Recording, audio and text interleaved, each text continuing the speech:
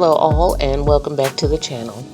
In this video, I wanted to share one of the things, maybe not the thing, this isn't like Lord of the Rings, the one ring to rule them all kind of deal, but one of the key things that I found to be the most difficult in this transitioning from working for somebody else to working for myself full-time as a self-published author and entrepreneur, and that is learning to manage time.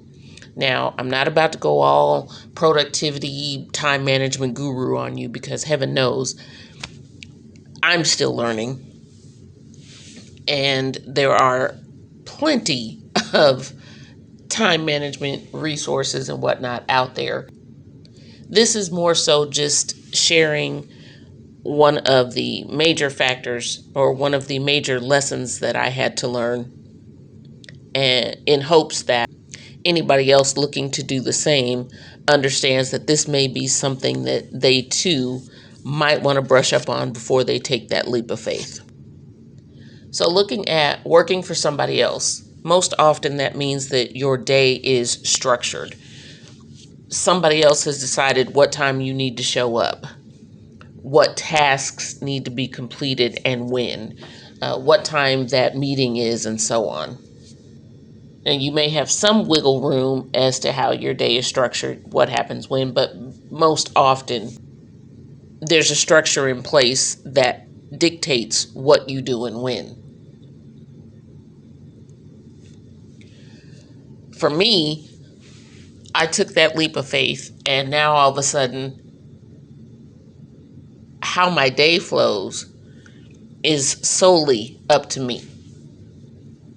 And at first, I was really structured. I woke up at 8, and between 8 and 10 was my attempt at a morning routine. And then at 10 o'clock, I sat down at the computer and it was time to, quote, work.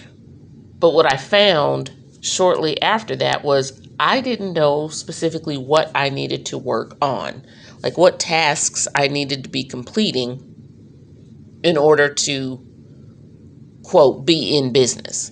I mean, I knew as a writer, I had to write, I had to produce books. I got that. I have that process down pat. So I had my day structured, but I had no idea what I was supposed to be doing during that time.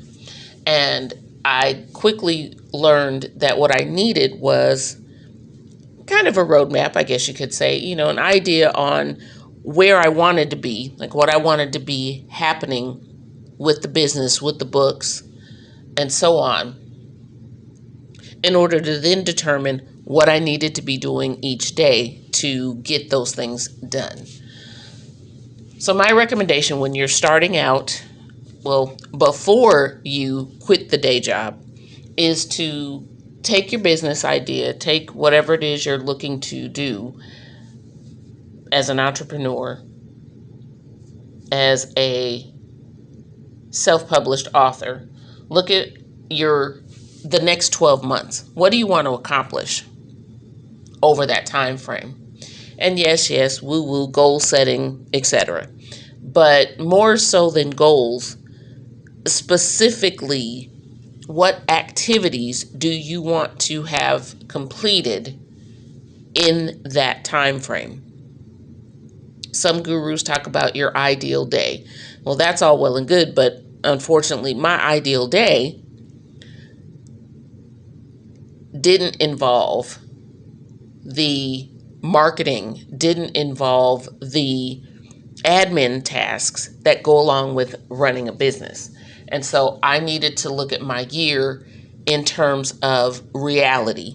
Business-wise, what needs to happen over the next 12 months for my business? So I threw all that information into a calendar, and I was able to then assess what specifically needed to happen each month, each day, and so on, in order to reach these particular business and book milestones.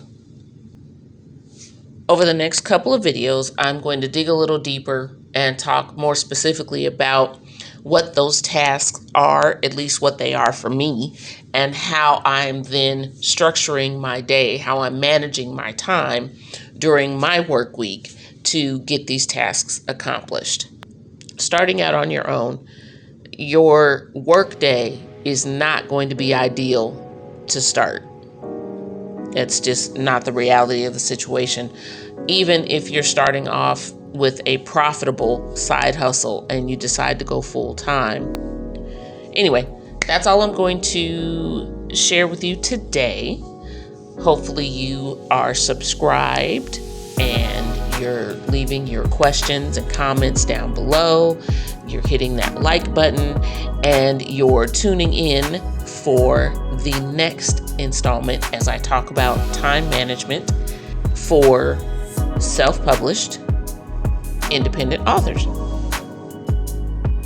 All right, I will see you back here next week.